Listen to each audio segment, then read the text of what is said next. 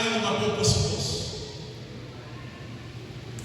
Kawawa po ang ating kaluluwa kung ang mindset natin doon lang ako sa income magpapakapuspos. Kawawa po yung ating kaluluwa kung ang ating mindset sa mga conference na ako magpapakapuspos. Sa Pentecost Sunday na lang ako magpapakapuspos.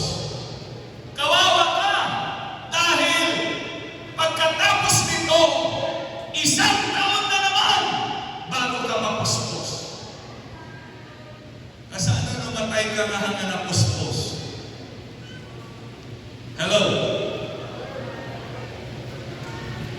If our mindset is like that, mga kapatid, you are not in the spirit of Pentecost. Because I believe when we are in the spirit of Pentecost, araw-araw yan, nagpupursige na maramdaman ang presensya ng Panginoon.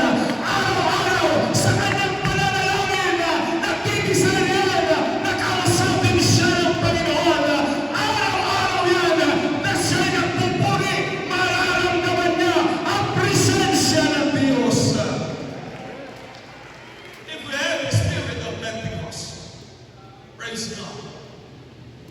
1 Corinthians chapter 14, verse 21, in the law it is written, when men of other tongues and other lips will I speak unto these people, and yet for all that will they not hear me, saith the Lord. Sa mga panahon na kung saan dinidesire natin na magpakapuspos, tanggapin mo na, kapatid at kaibigan, kung ikaw ay Pentecostal, mangyari lang na kung ano yung nakikita mo sa altar, yun din dapat ang magiging desire mo. Hello? Yung mga palaging napupuspos, yun ang i-desire mo. Dahil yung palaging napupuspos, yun ang mga taong masaya palagi sa kanilang mga buhay. Totoo po ba? May espiritu ang ating Panginoon ay masaya. Amen. Hindi mo makikita na siya ay nabibigatan. Hindi mo siya makikita na punong-puno siya ng problema, ng distress. Sapagkat if we have the spirit of Pentecost, amen, merong magkukontrol at may magre-reflect sa kanyang buhay na kasama niya ang Diyos. Nang kitaon day tao na awan tarigagay na. Ajay tao nga mapadlang ni simbaan tapno magpakita nga agsimsimba lang mismo na. At dati kasi dahil di mapadlang ni simbaan tapno makita na ngay sunakad born again. At dahil kakapsado na niya kasimbaan at dati kasi dahil ang iba ka na awan ni simbaan ni Jai. Tapi bagang kawan isimba minijay, kaya nakasaway, amin o ang tarkol, amin isunagan puspos, bueno ang sisig ni Espiritu Santo, hindi ako. Pero apay ang nalagijay ang kakakder, ang balbalikes, no panawet, di pa nagkakararan. Apay ang nalagijay kuy-kuya, di panawet na tamarin revive, apay ang nabalikes, bueno na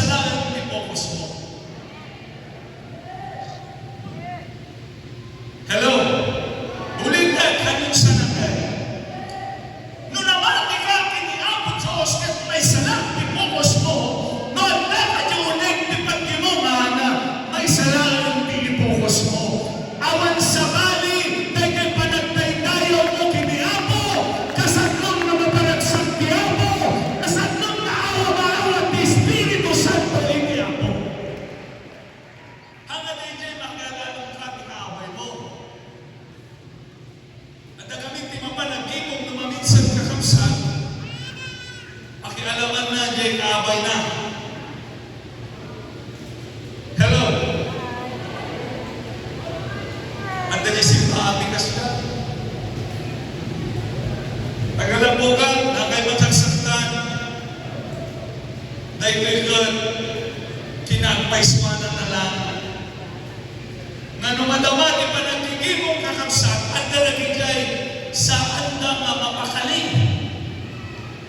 Masaray tumakder, lalano ng panangtay.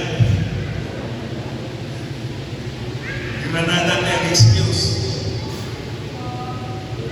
If you are in the church and we have the spirit of Pentecost, we need to focus kung anong gagawin ng Diyos sa araw na ito. Kaya madanalang nagalapugan mo rin ang itinanto mga ata. Katayin niyo, handa ako na ni Pastor. Handa katagta kami. Uri na itinanto, maanda, aminin tayo man. Hantayo na gululmod, aminin tayo, baka may isa tayo kalagigay. No may isa tayo kalagigay, kakabsat, it's time. We need the spirit of Pentecost, and today, amen, tayo tayo aldaw, amen, tiwagas, tapay tigas na nagigay na balbalag, tipukawan tayo, titipukas tayo, tipagsilbi tayo, ito sa mga nandiyan. Ugarot kakabsat na anda nagigay, makununa na observer, tunag ipagyamungan. At dapat nagigay, makununa na tagtao kakabsat na tagalistano anyang imalini pastor ni kasamana. Ado nalalaing tatan. Kaya ado nagigay aging lalaing. Hello? Ngayong sabay na umaga hanggang sika di aging lalaing. Sika mo di nalaing. Ngamamuarang kapan di pastor mo ka. Di pastor mo. Isunat yung kabel ni Apo taon mo. Naggayan na ka. Kaya isunuan na ka. It's a part of the spirit that we have. No among na isuro na ka ni pastor kaya ure pa'y masakit sirik na kaya napakumbaba ka lang ka at na kanyang spirit in Apo. Hello? Ngam na isuro-suro na ka di pagsayaan ang katkunang kanya na nalalay ka kay Dinom siya. Lala kaya ako no kumingkas kang mangisuro kanya. Anong pinunta mo sa simbahan? Agyaman ka at mangisuro kanya. Tanawan mangisuro kanya. Bay-bay anak ka, amen, sa balit pagturungan ka sa tama. Agyaman ka at natimang tugtugnakin ka. At natimang magpagakin ka. At namang isurusurukan ka. Kaya nakasawa na ay ayatin na ka ni pastor mo. Mura pa'y nasakit na maminsan nirig na tayo. But we pray for the spirit of Pentecost.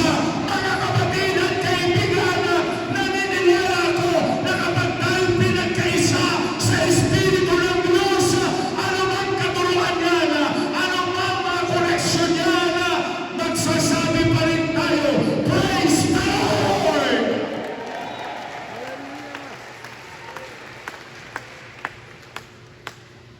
So ano maminsan kakabsat, ang agsasakit na natin yun, umakanggap kayo ka na kami. Ahang kami man nakisurusuro, di pagkakagsan nyo. Nagtuturong kami para sa inyong paglago. At kung nakarinig kayo ng hindi maganda sa iyong ego, sa iyong pride, tanggapin mo at magpasalamat ka. Dahil wala ka ng ibang mariringan yan, liban sa pastor mo. Sino magkukorek sa'yo, kaibigan mo? Sino magkukorek sa'yo, kapatid mo? No, mga kapatid. Kung ano nakikita ng pastor mo at kinukorek ka, pakinggan mo siya. Dahil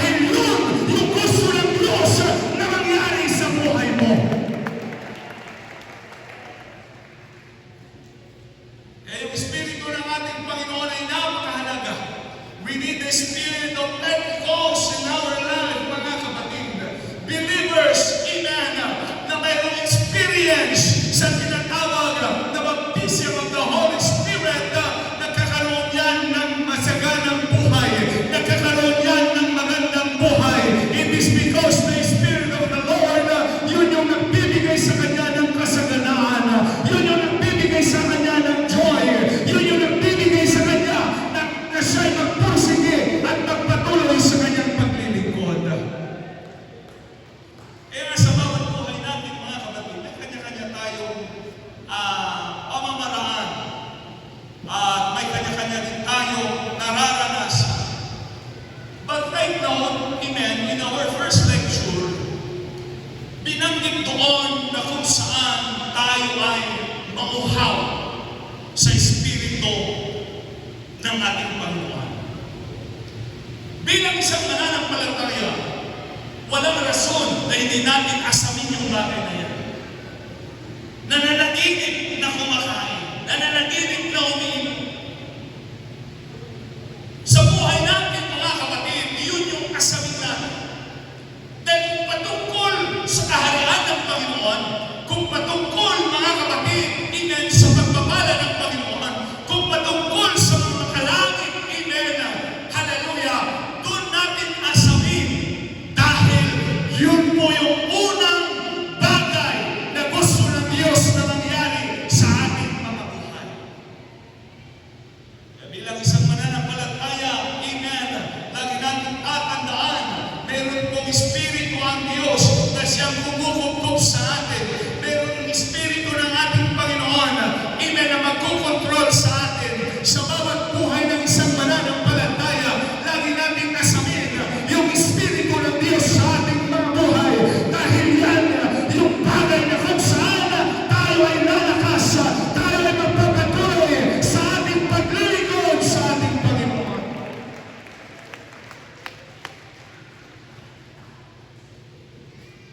Kaya sabi ng ating topic ngayon, ang Espiritu ng ating Panginoon in the book of Acts chapter 13, verse 41, behold the despisers and wonder and perish, for I work in your days, a work which ye shall in no wise believe, though a man declare it unto you.